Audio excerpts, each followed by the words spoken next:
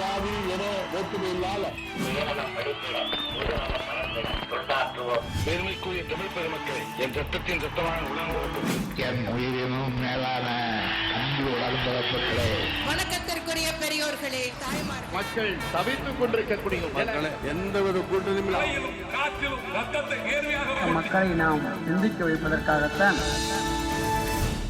பெரியோர்களே, தாய்மார்களே, வாக்காளர் பெருமக்களே, உங்கள் அனைவருக்கும் வணக்கம். திங்களிலிருந்து வெள்ளி வரைக்கும் வேந்தர் டிவியில் டெய்லி நைட்டு 9 மணிக்கு பெரியோர்களே தாய்மார்களை நிகழ்ச்சியை பார்த்து நீங்கள் ரசிக்கிறீங்க, சிந்திக்கிறீங்க, சிரிக்கிறீங்க அப்படின்ற விஷயம் எங்களுக்கு ரொம்பவே தெரியும்.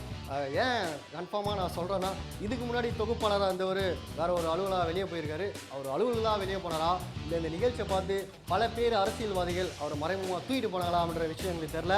நானே மார்வெஸ்ல வந்திருக்கேன். தேர்தல் அரசியலில் நடந்த மாற்றங்கள், எதிர்ப்புகள், குற்றச்சாட்டுகள், இது எல்லாமே அதிரடி டாப் 5 தான் நம்ம பார்க்க போகிறோம். வாங்க பார்க்கலாம். விருதாச்சலத்தில் ஜெயலலிதா 13 வேட்பாளர்களை ஆதரிச்சு பிரச்சார பயணம்.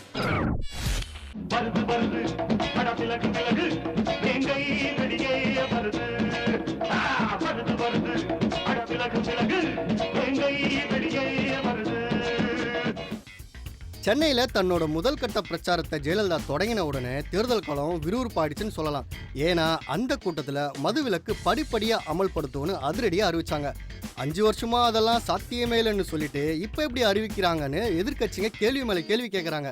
அந்த கேள்வி பற்றிலாம் கவலைப்படாம அடுத்த கட்டமாக இன்னைக்கு விருதாச்சலத்தில் 13 அதிமுக வேட்பாளர்களை ஆதரித்து பிரச்சாரம் பண்ணாங்க ஜெயலலிதா.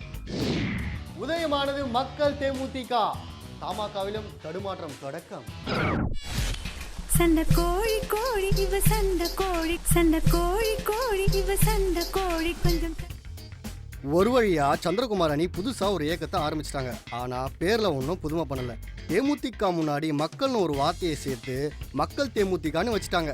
இவங்க திமுக ஆதரவு நிலப்பாட்டை எடுக்கிறாங்கன்றது நம்ம எல்லாத்துக்குமே தெரியும்.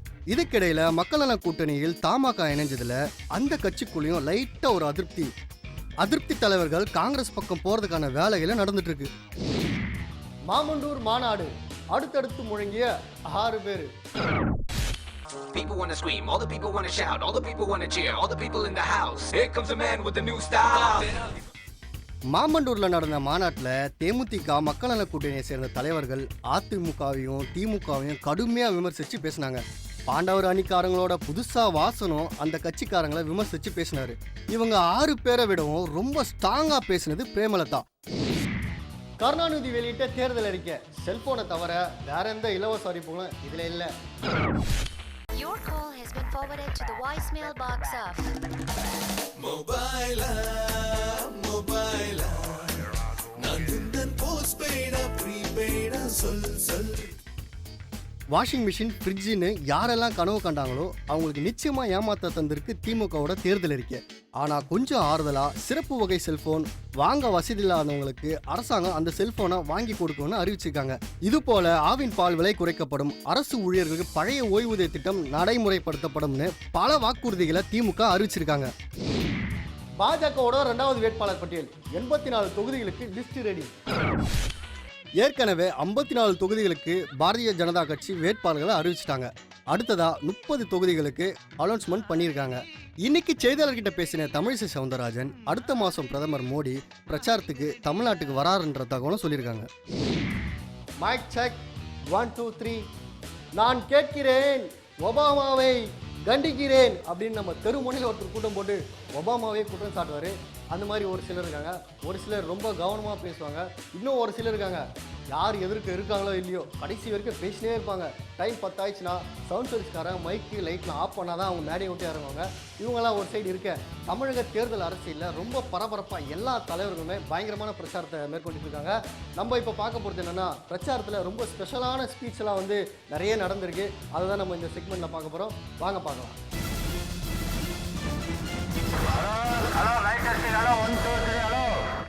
மைக் டெஸ்டிங் 1 2 3ல இப்போ நம்ம முதல்ல பார்க்க போகிறது சென்னை தீவுத்திடலில் நடந்த அதிமுகவோட பிரச்சார பொதுக்கூட்டம். இதில் முதலமைச்சர் நிறைய விஷயங்கள் வந்து பேசுனாங்க. முக்கியமாக மதுவிலக்கை பற்றி அந்த கட்சிக்கு பேச அருகதையே இல்லை, தகுதியே இல்லை அப்படின்லாம் சொல்லியிருக்காங்க. அது எந்த கட்சி அப்படின்றது நம்மளுக்கு தெரியல. அது மட்டும் இல்லை, கூடியிருந்த மக்களை பார்த்து அந்த நாள் ஞாபகம் இருக்கா அப்படின்லாம் கேட்டாங்க. அது என்ன ஞாபகம் அப்படின்றது எனக்கும் தெரியல. அது பார்க்கலாமா? இப்பொழுது எங்கே பார்த்தாலும் யாரை பார்த்தாலும் மதுவிலக்கை பற்றி பேசிக் கொண்டிருக்கிறார்கள். அதிலும் பூரண மதுவிலக்கை பற்றி பேசிக் கொண்டிருக்கிறார்கள். தமிழ்நாட்டில் மதுவிலக்கு கொண்டு வருவது பற்றி இன்று பல அரசியல் கட்சி தலைவர்களும் பேசி வருகின்றனர். மதுவை பற்றி அறியாத ஒரு தலைமுறைக்கு மதுவை அறிமுகப்படுத்திய திமுக தலைவர் திரு கருணாநிதியும் திமுகவினரும் இது பற்றி பேசுவது வினோதமானது. மதுவை அறிமுகப்படுத்திய திமுக தலைவர் திரு கருணாநிதியும் திமுகவினரும் இது பற்றி பேசுவது வினோதமானது. நினைவிருக்கிறதா உங்களுக்கு? 15 மணி நேர மின்வெட்டு, பள்ளி பிள்ளைகள் படிக்கவும் முடியவில்லை, தொழில்கள் எல்லாம் முடங்கின, துன்பங்கள் தான் பெருகின. அது அந்த காலம். இப்பொழுது தமிழகம் மின்சார உற்பத்தியில் தன்னிறைவு பெற்றுள்ளது. மைக் டெஸ்டிங் ஒன்று தெரியல. அடுத்த மேடை பேச்சு யாருன்னு நம்ம பார்க்க போறோம்னா, சமீபத்தில் திமுகவோட தேர்தல் அறிக்கையை கலைஞர் வெளியிட்டாரு. அதை வெளியிட்டது மட்டும் இல்லாமல் நிறைய விஷயங்கள் பேசியிருக்காரு. தேர்தல் நேரத்தில் முதலமைச்சர் ஏன் மதுவிலக்கை பற்றி இப்போ பேசுகிறாங்க அப்படின்னு ஒரு கேள்வி வச்சிருக்காரு. யார் யார் எதை எப்பொழுது ரத்து செய்தார்கள், என்ன காரணத்துக்காக ரத்து செய்தார்கள் என்பது வரலாறு. அதை நாங்கள் யாரும் ரத்து செய்யவில்லை. ரத்து செய்த பித்து பிடித்தவர்கள் யார் என்பதை நாடறியும். ஆகவே நாங்கள் சொல்லியிருப்பதைப் போல படிப்படியாக மதுவிலக்கை அமல்படுத்துவோம் என்று நான் சொல்ல மாட்டேன். ஏனென்றால் படியில் முதலமைச்சர் ஜெயலலிதாவுக்கு எதிரியாரு, கலைஞர் கருணாநிதிக்கு, இந்த ரெண்டு பேருக்கும் ஒரு சமமான எதிரியாரு. கலைஞருக்கு எதிரி யாரு? ஜெயலலிதா. ஜெயலலிதாவுக்கு எதிரி யாரு? கலைஞர். 2 பேருக்கு எதிரி யாரு? விஜயகாந்த். 2 பேருக்கு யார் எதிரின்ற விஜயகாந்த். முக ஸ்டாலினுக்கு எதிரி அவருக்கு அவரே தான். அவருடைய எண்ணங்களும் அவருடைய இதுதான் அவருக்கு அவரே. 1500 கோடி வாங்கிட்டாங்கன்னு சொல்றாங்களே, 1500 கோடி வாங்கின ஆள் மாதிரியா இருக்கு விஜயகாந்த். 1500 கோடி வாங்கின ஆள் மாதிரியா இருக்கு விஜயகாந்த். அதே மாமண்டூர் பொதுக்கூட்டத்தில் இந்த கூட்டணியோட ஒருங்கிணைப்பாளர் வைகோ இடி மின்னலோட அவரோட பேச்ச ஆரம்பிச்சாரு. அது மட்டும் இல்ல, தோசை சுடுறது எப்படி அப்படின்றத தோசையை மையமாக வச்சு அது சம்பந்தமான ஒரு சுவையான கருத்தை தொண்டர்கிட்ட சொன்னாரு. அது என்ன சொன்னாருன்றத வாங்க பார்க்கலாம். தாய்மார்களே, தோசை கல் சூடா இருந்தா தான் மாவை ஊற்றலாம். வெறும் மாவு ஊற்றினா தோசை வராது, வெறும் மாவு தான் இருக்கும். சூடான பிறகு கல் சூடாயிடுச்சான்னு தாய்மார்கள் பார்த்து ஒரு கொஞ்சம் எண்ணெய் அப்படி லேசா தடவி ஒரு கரண்டி எடுத்து ஊற்றி அதை அப்படியே நீவி விட்டு பக்குவமாக கரண்டியை விட்டு திருப்பி போட்டு கொண்டு வந்தா தோசை. கல் சூடா இருந்தா தான் முடியும். மக்கள் மனம் அதற்கு தகுதியாக இருந்தால் தான் முடியும். இன்று அந்த நிலைமைக்கு தமிழக மக்கள் வந்திருக்கிறார்கள். நிலம் ஈரமாக இருக்கிறது, கல் சூடாக இருக்கிறது. ஆகவே இந்த கூட்டணி. அதே மாமண்டூர் பொதுக்கூட்டத்தில் விடுதலை சிறுத்தைகள் கட்சியின் தலைவர் திருமாவளவன் அவர்கள், நானும் அரசியலில் 25 வருஷம் இல்லை 30 வருஷத்துக்கு மேலே நான் பயணிச்சுட்டு இருக்கேன், நிறைய போராட்டங்கள் எல்லா ஊரிலும் நடத்திருக்கேன், ஆனால் என்னை விட கேப்டன் விஜயகாந்த் அவங்க தான் செல்வாக்கு அதிகமாக இருக்குது அப்படின்றத சொல்லியிருக்காரு. அது ஏன் சொன்னார் அப்படின்றத வாங்க பார்க்கலாம். திருமாவளவனை போல 25 ஆண்டு காலமாக கட்சியை உருவாக்கவில்லை என்றாலும், திருமாவளவனை போல ஊராய் செல்லவில்லை என்றாலும், திருமாவளவனை போல பெரிய பெரிய போராட்ட களங்களை அமைக்கவில்லை என்றாலும், அவர் கட்சி தொடங்கிய 10 ஆண்டுகளில் எதிர்க்கட்சி தலைவராக இருக்கிறார் என்று சொன்னால் அதற்கு அவர் திரைப்படத்தின் மூலம் தமிழ்நாட்டு மக்களுக்கு சொன்ன செய்திதான். வறுமையை ஒழிப்பதற்காக அவர் தன்னுடைய கருத்தை வெளிப்படுத்திய விதம்தான். இன்றைக்கு தன்னுடைய மகனை முதல்வராக்க வேண்டும் என்று ஒருவர் ஆசைப்படுகிறார். அவர் கட்சியை தொடங்கி 25 ஆண்டுகள் ஆகின்றன. அவரால் எதிர்க்கட்சி தலைவராக முடியவில்லை. இன்னும் சொல்ல போனால் ஒரு 30 தொகுதிகளுக்கு மேல் அவரால் போட்டியிட முடியவில்லை. எங்கள் கூட்டணிக்கு வாருங்கள் வாருங்கள் என்று அழைப்பு விடுத்து காத்து கிடக்கிறார், ஒருவர் கூட போகவில்லை. எங்கள் கூட்டணிக்கு வாருங்கள் வாருங்கள் என்று அழைப்பு விடுத்து காத்து கிடக்கிறார், ஒருவர் கூட போகவில்லை. இந்த படம் போதுமா, இன்னும் கொஞ்சம் வேணுமா அப்படின்னு மாமன்னூர்ல நடந்த மாநாட்டில் பிரேமலதா விஜயகாந்த் தொண்டர்களை பார்த்து கேட்டாங்க. அது மட்டும் இல்லை, இதுக்கு முன்னாடி நடந்த எல்லா தேர்தலுமே திமுக அதிமுக அதிமுக திமுக இந்த மாதிரி 2 சாய்ஸ் தான் இருந்தது. ஆனால் 3ஆவதாக ஒரு சாய்ஸ் இந்த தேர்தலில் உங்களுக்கு காத்துட்டு இருக்கு. அதை தயவு செஞ்சு வேஸ்ட் பண்ணாதீங்க அப்படின்னு நிறைய விஷயங்கள் பேசியிருக்காங்க. அவங்க என்னெல்லாம் பேசியிருக்காங்க அப்படின்றத வாங்க பார்க்கலாம். லட்சக்கணக்கான இளைஞர்களை கொண்ட ஒரு கட்சி என்று இன்றைக்கு 6 கட்சி இளைஞர்களை கொண்ட ஒரு மாபெரும் இந்த கூட்டம் இருக்கிறதே. இந்த கூட்டத்தை பார்க்கிறப்ப எனக்கு ஒண்ணுதான் சொல்ல தோணுது, இந்த படை போதுமா, இன்னும் கொஞ்சம் வேண்டுமா? இந்த படை போதுமா, இன்னும் கொஞ்சம் வேண்டுமா? மக்கள் கிட்ட நம்ம போய் கேட்டப்போ எங்களுக்கு வேற சாய்ஸ் இல்ல, அவங்க நல்ல ஆட்சி செய்யறாங்களோ இல்லையோ திமுகவுக்கு வாய்ப்பு கொடுத்தோம், திமுக நல்ல ஆட்சி செய்யலன்னாலும் அதிமுகவுக்கு வாய்ப்பு கொடுத்தோம், எங்களுக்கு சாய்ஸ் இல்லை. உங்களுக்கான சாய்ஸ் இதோ நல்ல தலைவர்களால் இங்க உருவாக்கப்பட்டிருக்கிறது. அதே மாமன்னூர் பொதுக்கூட்டத்தில் ஜி ராமகிருஷ்ணன் பேசும்போது தேமுதிக மக்கள் நல கூட்டணியும் எங்களுக்கு எந்த பிளவும் இல்லை, எங்களுக்குள்ள எந்த சண்டை சச்சரவும் நாங்கள் ரொம்ப ஒத்துமையாக பயணிச்சுட்டு இருக்கோம் அப்படின்னு சொல்லியிருக்காரு. அது மட்டும் இல்லை, கிராமத்து கதையை சொல்லி ஒரு விளக்கமும் கொடுத்துருக்காரு. அவர் என்ன பேசியிருக்காரு அப்படின்றத வாங்க பார்க்கலாம். இவர்களுக்கிடையே ஒற்றுமை நீடிக்காது என்று சொன்னார்கள். நாங்கள் ஒற்றுமையாக இருந்தது மட்டுமல்ல, தேமுதிக மக்கள் நல கூட்டணி தமிழ் மாநில காங்கிரஸ் அந்த தொகுதி உடன்பாடு ஏற்பட்டது. அம்மையார் ஜெயலலிதா அவர்கள் தன்னுடைய பிரச்சாரத்தை துவக்கி இருக்கிறார். நீங்கள் தொலைக்காட்சியில் இந்த கூட்டத்தை பார்த்திருக்கலாம். அம்மையார் ஜெயலலிதா அவர்கள் பேசுகிற போது மக்கள் மத்தியில் உப்பு சப்பு கூட இல்லை, உப்பு சப்பு கூட இல்லை.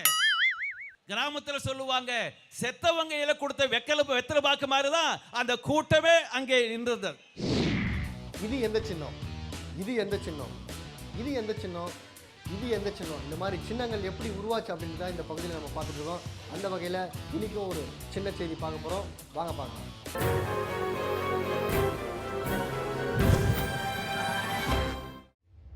சின்னங்களை பத்தி பல விஷயங்களை இந்த பகுதியில நம்ம பார்த்துட்டு இருக்கோம். ஜனதா கட்சிக்கு ஏர் உழவன் சின்னம் ஒதுக்கப்பட்டதை பத்தி நேத்து சில விஷயங்கள் தெரிஞ்சுக்கிட்டோம் இல்லையா? இன்னைக்கு விட்ட இடத்துல இருந்து அப்படியே கண்டினியூ பண்ணலாம். நல்லா போயிட்டு இருந்த ஜனதா கட்சியில 1980ல பிளவு வந்துருச்சு. ஜனதாவும் பாரதிய ஜனதாவும் 2ஆ பிரிய பாரதிய ஜனதா கட்சிக்கு தாமரை சின்னம் கிடைச்சது. இதெல்லாம் செல்லாது.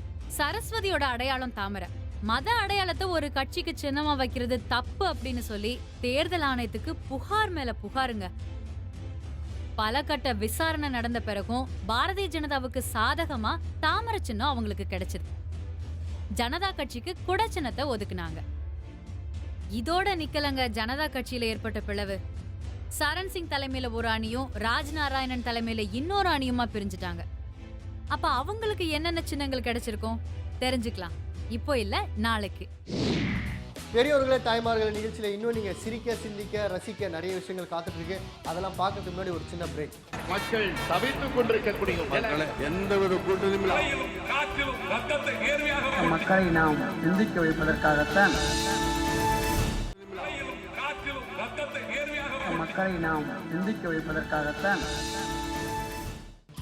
வெல்கம் பேக் டு பெரியவர்களே தாய்மார்களே. இது எலெக்ஷனுக்கான சிறப்பு நிகழ்ச்சி. இப்போ நான் சொல்ல போகிற விஷயம் ரொம்ப ரகசியமானது. இந்த ரகசியம் கொஞ்சம் கசிஞ்சாலும் பெரிய வில்லங்கமாயிடும். ஏன்னா இது ரொம்ப முக்கியமான ரகசியம். இந்த ரகசியம் நமக்குள்ளேயே தான் இருக்கும். இந்த மாதிரி அரசியல் வட்டாரத்தில் இன்னைக்கு பரவிட்டு இருக்க பல வதந்திகள், பல கிசுகிசுகளை தான் நம்ம செக்மெண்ட்டில் பார்க்க போகிறோம். எல்லாரும் பத்திரமா கேளுங்க, வெளியே கசி ஓடாதீங்க.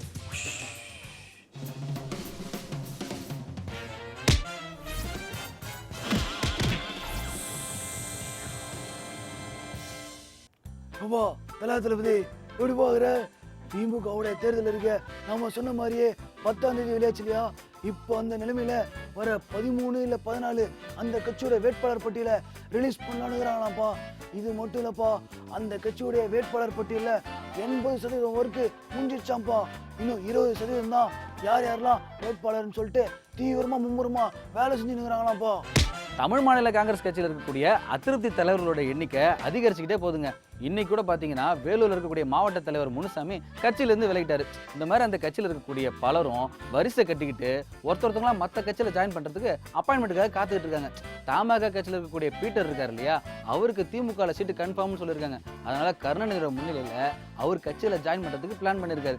இது மட்டும் இல்லாமல் தமாக இருக்கக்கூடிய மூத்த தலைவர்களை ராணின்னு ஒருத்தவங்க இருக்காங்க தெரியுமா, அவங்களுக்கு தளபதியோட தயவில் இந்த வாட்டி எலெக்ஷனில் சீட்டோ அப்படின்லாம் வரப்போகிற உள்ளாட்சி தேர்தலில் சீட்டோ தரதா பேசி முடிச்சிருக்காங்களா. விருப்பமனு அளிச்சவங்களுக்கு தான் கட்சியில சீட்டுன்னு EVK இளங்கோவன் திட்டவட்டமா சொல்லியிருக்காருல. இதனால சிதம்பரத்துடைய ஆதரவாளர்கள்லாம் கலகலத்து போயிருக்காங்கப்பா. எப்படியும் மேலிடத்துக்கு பேசி 5 சீட்டாவது தன்னுடைய ஆதரவாளருக்கு வாங்கி தருவேன்னு சிதம்பரம் உறுதி அளிச்சிருக்காருப்பா. என்ன நடக்குதுன்னு வெயிட் பண்ணி பார்ப்போம்ப்பா. திமுக தலைவர் கருணாநிதியை இன்னைக்கு காலையில் தமிழ்நாடு காங்கிரஸ் கட்சி தலைவர் இளங்கோவன் சந்திச்சிருக்காரு. எதுக்கு இந்த திடீர் சந்திப்புன்னு கேட்குறீங்களா? அரவக்குறிச்சி விஷயம் தாங்க. அரவக்குறிச்சியில் ஜோதிமணின்னு ஒருத்தவங்க இருக்காங்க இல்லையா, காங்கிரஸ் கட்சியோட செய்தி தொடர்பாளர், அவங்க இந்த வாட்டி நமக்கு தான் தொகுதி கிடைக்கும்னு சொல்லிட்டு ரொம்ப காலமாகவே பிரச்சாரம் பண்ணிட்டு இருந்தாங்க. கடைசியில் இந்த வாட்டி அந்த தொகுதி காங்கிரஸுக்கு இல்லை திமுகன்னு சொல்லிட்டாங்க. இதை கேட்டு கோமானவங்க நான் சுயேட்சையாக நின்று கண்டிப்பாக இந்த வாட்டி ஜெயிப்பேன் அப்படின்னு அறிவிச்சிருந்தாங்க. இந்த விஷயமா அவங்க ராகுல்ஜி கிட்ட ஃபோனில் பேசியிருப்பாங்க போல இருக்கு. ராகுல்ஜி உடனே இளங்கோ கிட்ட ஃபோன் பண்ணி ராகுல்ஜி போல் ரகாவும் நீங்கள் போய் தாத்தா கிட்ட பேசுங்க, சீட்டு வாங்கி கொடுங்க அப்படின்னு சொல்லியிருப்பார் போல இருக்கு. இந்த விஷயமா விருப்பமே இல்லாமல் இன்னைக்கு இளங்கோவன் சார் வந்திருக்கிறாரு. பட் பேசினதுல சீட்ல எதுவும் கிடையாது அப்படின்னு ஸ்ட்ரிக்டா சொல்லிட்டாங்களாம். பெரியோர்களே தாய்மார்கள் நிகழ்ச்சியிலே வலைவீச்சில் நம்ம டெய்லி ஒரு முக்கியமான ஒரு செக்மெண்ட்டை பார்த்துட்டு வரோம். அது என்னன்னு பார்த்தீங்கன்னா, தேர்தல் ஆணையம் இந்த வருஷம் 100% ஓட்டு எல்லாருமே போடணும், அதுக்கான நிறைய விழிப்புணர்வான விஷயங்கள் நிறைய பண்ணிட்டு இருக்காங்க. அந்த வகையில் ஒரு சூப்பரான அப்டேட் இன்னைக்கு வந்திருக்கு. அதை தான் நம்ம இந்த வலைவீச்சில் பார்க்க போகிறோம். வாங்க பார்க்கலாம்.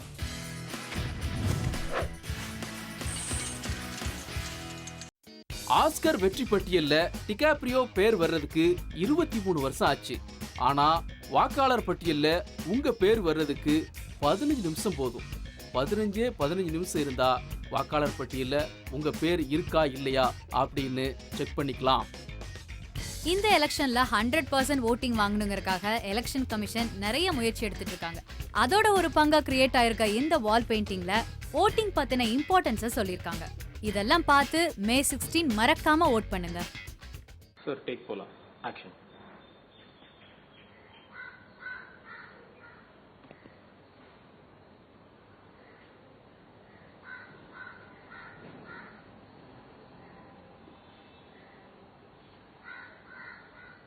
என்ன ஒரு 10 செகண்ட் சும்மா பார்த்துட்டு இருக்க முடியல. இதுதான் நீங்க ஓட்டு போடலன்னா 5 வருஷம் எல்லாத்தையும் சும்மா பார்த்துட்டு தான் இருக்க முடியும். கேட்கறதுக்கு எந்த உரிமையும் இல்லை. தயவு செஞ்சு ஒரு ஓட்டு போடுங்க.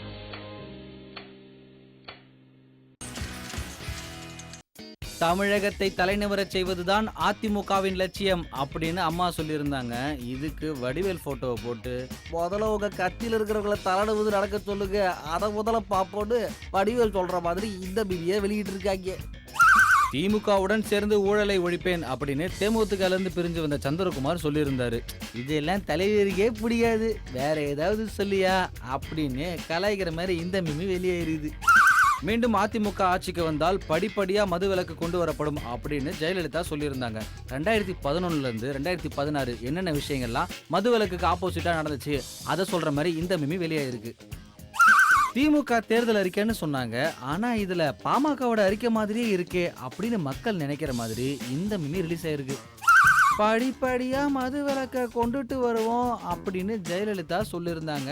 அதுக்கு மக்கள் அது என்னங்க படிப்படியா புரியவே இல்லையேன்னு கேட்குற மாதிரி, டிராஃபிக்ல அப்படிதான் தம்பி போகணும் அப்படின்னு கலாய்க்கிற மாதிரி இந்த மிமியை டிசைன் பண்ணியிருக்காங்க.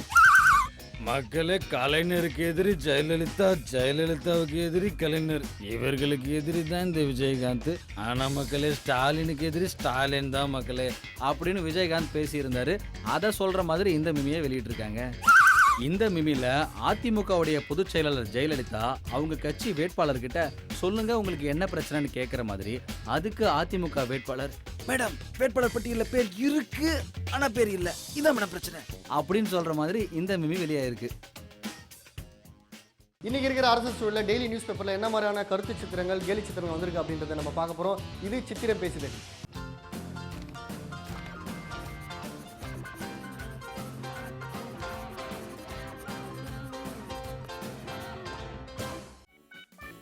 தமாகவினருக்கு காங்கிரஸ் கதவுகள் திறந்தே இருக்கும், அப்படின்னு ஈவிகே இளங்கோவன் அண்மையில சொல்லியிருந்தாரு.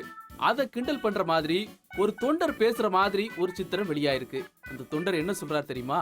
அவங்க கலட்டி எடுத்துட்டு போனதே நம்ம கதவத்தான தலைவரை. பஞ்சாயத்து தேர்தலில் இருந்து மக்களவை தேர்தல் வரைக்கும் அனைத்திலும் பாஜகவை வெற்றி பெற செய்ய வேண்டும் அப்படின்னு அமித்ஷா தன்னோட தொண்டர்களுக்கு கட்டளை பிறப்பிச்சிருந்தாரு. அதை கிண்டல் பண்ணி வெளியாயிருக்கு இந்த கருத்து சித்திரம். ஒரு தொண்டர் என்ன சொல்றாரு தெரியுமா? அடடா, நடிகர் சங்க தேர்தலை மிஸ் பண்ணிட்டோமே ஜி அப்படிங்கிறாரு. பஞ்சாயத்து தேர்தலில் இருந்து மக்களவை தேர்தல் வரைக்கும் அனைத்திலும் பாஜகவை வெற்றி பெற செய்ய வேண்டும் அப்படின்னு அமித்ஷா தன்னோட தொண்டர்களுக்கு கட்டளை பிறப்பிச்சிருந்தாரு. அமித்ஷாவோட இந்த அறிவிப்பை இனிமே பாஜகவுக்கு ஜே சொல்லாதவங்க நாட்டை விட்டு போயிடுங்கன்னு சொல்லுவாங்களோ அப்படின்னு பொதுமக்கள் பேசிக்கிற மாதிரி இந்த கருத்து சித்திரம் வெளியாயிருக்கு. படிப்படியா மதுவிலக்கு அமல்படுத்தப்படும்னு ஜெயலலிதா அறிவிச்சதை கிண்டல் பண்ற மாதிரி இந்த கருத்து சித்திரம் வெளியாயிருக்கு. தேமுதிக கூட்டணியில் தமாக இணைந்தது. பீட்டர் அல்போன்ஸ், எஸ்ஆர் பாலசுப்ரமணியம் எதிர்ப்பு அப்படிங்கிற செய்தியை குறிப்பிட்டு, போகாதீங்க அங்கதான் கரடு இருக்குன்னு சொன்னேன்ல அப்படின்னு பீட்டர் அல்போன்ஸும் எஸ்ஆர் பாலசுப்ரமணியம் சொல்ற மாதிரி இந்த கருத்து சித்திரம் வெளியாயிருக்கு. ஏன்னா தேமுதிக கூட்டணியில தமாக இணைஞ்சதுல இவங்க 2 பேரும் அதிருப்தி ஆயிருக்காங்க அப்படிங்கிறது இங்க முக்கியமான விஷயம். பெரியவர்களே தாய்மார்கள் நிகழ்ச்சியில் இப்போ நம்ம பார்க்க போகிறது, நாங்கள் என்ன சொல்கிறோன்னா, அதாவது அரசியலில் எது நடந்தாலும் ஆளாளுக்கு ஒரு கருத்து இருக்கும். அந்த மாதிரி ஒரு சூப்பரான கருத்து தான் நாங்கள் தமிழ்நாட்டில் இருக்கிற மக்கள்கிட்ட வச்சோம். அது என்னென்னு பார்த்தீங்கன்னா, கடந்த கால ஆட்சியில் வந்து நிறைய இலவசங்கள்லாம் கொடுத்தாங்க. அதனால் நீங்கள் இலவசங்கள்லாம் நீங்கள் மக்கள் எதிர்பார்க்குறீங்களா? அப்படி இலவசம் வேணும்னா என்ன இலவசம் கொடுத்தா நீங்கள் ஹாப்பி அப்படின்னு நாங்கள் பொதுமக்கள்கிட்ட கேட்டோம். நிறைய வித்தியாசமான பதில்கள், இன்ட்ரெஸ்டிங்கான பதில்களாக வந்திருக்கு. அது என்ன சொல்லியிருக்காங்கன்றதை வாங்க பார்க்கலாம். இலவசங்கள் வேணுமா வேணாம்? வேண்டாங்கிறேன். ஏன்னா இலவசமாக கொடுத்துட்டு அதுக்கப்புறம் அதை வேற வழியில் வாங்குறது தப்பு. ஏன்னா இலவசம் வேணும். எல்லாமே இலவசம் கொடுத்தா எதுவுமே நடக்காது. இலவசங்கிறது கண்டிப்பாக வேணும். கேபிள் டிவி இலவசமாக கொடுக்க சொல்லுங்க. அப்புறமேல வந்து ஸ்கூல் படிப்பு இலவசமாக கொடுக்க சொல்லுங்க. இலவசங்கள் முற்றிலும் வேண்டாம் என்று சொல்ல முடியாது. கல்லூரி மாணவர்களை பொறுத்த வரைக்கும் இலவசங்கள் அவ்வளோக்கா தேவையில்லாதான். இலவசங்கள் கொடுத்து தான் நம்ம நாடு இப்படி இருக்கு. இலவசம் கொடுத்து பிரயோஜனம் இல்லை, அது வேஸ்ட். கொடுக்காம இருக்கிறது நல்லது. இலவசங்களால தான் மனுஷன் சோம்பேறியாவே போயிட்டான். இலவசம் யாருக்கு கொடுக்க வேண்டும் என்ற ஒரு வரையறையை முதலில் இந்த நாட்டு அரசு எடுக்க வேண்டும். இலவசம் கொடுக்கறத பற்றி தவறே கிடையாதுங்க. அது வந்து அன்பளிப்பாக கொடுக்குறாங்க மக்களுக்கு. தேவைக்கு மட்டும் இலவசம், இல்லாதவங்களுக்கு இலவசம்னு கொடுக்கறத விட இலவசன்ற பேரில் ஊரில் இருக்கிற அத்தனை பேருக்குமே கொடுக்கறது வந்து ஒரு நல்ல ஒரு அபிப்பிராயமாக தெரியல. இலவசம் தேவைதாங்க சார். இலவசங்கள் கொடுத்து பழகிட்டாங்க, அதை கண்டிப்பாக நிறுத்தணும். கல்வி இலவசமாக வேணும் அப்படின்னு எதிர்பார்க்குறோம். ஏன்னா இன்னைக்கு அதுதான் ரொம்ப முக்கியமான ஒரு விஷயம். இன்னொன்று மருத்துவம் இலவசமாக அளிக்கப்படணும். ஓட்டுக்காக இலவசங்கள் எனக்கு தெரிஞ்சு வேணும். இலவசங்கள் நான் எல்லா மாணவர்களும் பெற்றுக்கிட்டாங்க. இருந்தாலும் அது ஒரு வேண்டாத விஷயமாக தான். இலவச பொருட்கள் எல்லாம் மக்களுக்கு ஏற்றுக்கக்கூடிய விஷயம்தான். கண்டிப்பாக வேணும். அது எங்களுக்கு யூஸ்ஃபுல்லாக தான் இருக்குது. இலவசங்கள் தேவையில்லைன்னு தான் நினைக்கிறேன். அது வந்து மக்களை சோம்பேறியாக்குது. இலவசங்கள் எந்த அளவுக்கு கொடுக்குறாங்களோ அதுக்குண்டான வரியை நம்ம இதில் சேர்த்துறாங்க. இலவசங்கள் வேண்டாங்க. வேண்டாமன்னா மக்கள் மேலே வரி சுமத்துகள் அதிகமாக வருது. அந்த இலவசத்துக்கு பதிலாக ஏதோ ஒரு குடும்பத்தில் நல்ல ஒரு ஏழ்மையாக இருக்கிறவங்களை நீங்கள் வேலை கொடுக்கலாம். இலவசமாக கொடுக்கறது வேண்டாம்னு நினைக்கிறேன். ஏன்னா அவங்க உழைச்சி சம்பாதிக்கணும்னு நினைக்கிறத நீங்கள் வீணாக்குறீங்க. மக்களுக்காக வந்துட்டு தேவைகள் என்னவோ அதை நிறைவேற்றி கொடுக்கணும்னு ஆசைப்படுறோம். ஓட்டு போடுறது வந்துட்டு நம்மக்கிட்ட இருக்கிற ஒரு உரிமை. அந்த உரிமையை மட்டும்தான் நம்ம கொடுக்கணுமே தவிர ஓட்டுக்காக யாரும் எதுவும் வாங்கக்கூடாது, எதுவும் பண்ணவும் கூடாது. பெரியவர்கள தாய்மார்கள் நிகழ்ச்சியை பார்த்து நீங்கள் ரொம்பவே என்ஜாய் பண்ணிப்பீங்க. என்ஜாய் பண்ணது மட்டும் இல்லை, ரசிச்சிருப்பீங்க, சிரிச்சிருப்பீங்க, சிந்திச்சிருப்பீங்க. இந்த மாதிரி உங்களை ரசிக்க, சிந்திக்க, சிரிக்க தான் இந்த நிகழ்ச்சியோட நோக்கமே. யார் மனதையும் புண்பட இல்லை அப்படின்றத நாங்கள் ஆரம்பத்தில் சொன்னாலும் மறுபடியும் இந்த நேரத்தில் பதிவு பண்ணுறோம். அது மட்டும் இல்லை, இன்றைக்கி நடக்கிற அரசியல் சூழல், அரசியல் அதிரடிகள், அரசியல் எப்போனா எதுவும்னா நடக்கலாம் அப்படின்னு சொல்லுவாங்க. அதனால் எல்லா அப்டேட்டுமே இந்த நிகழ்ச்சி மூலமாக நீங்கள் தெரிஞ்சுட்டு இருக்கீங்க. மீண்டும் நாளை இரவு 9 மணிக்கு நான் உங்களை சந்திக்க வருவேன். அதுவரை உங்களிடமிருந்து விடைபெறுவது உங்கள் சபா. நன்றி, வணக்கம். இது பெரியோர்களே தாய்மார்களே. மக்களை நாம் சிந்திக்க வைப்பதற்காகத்தான்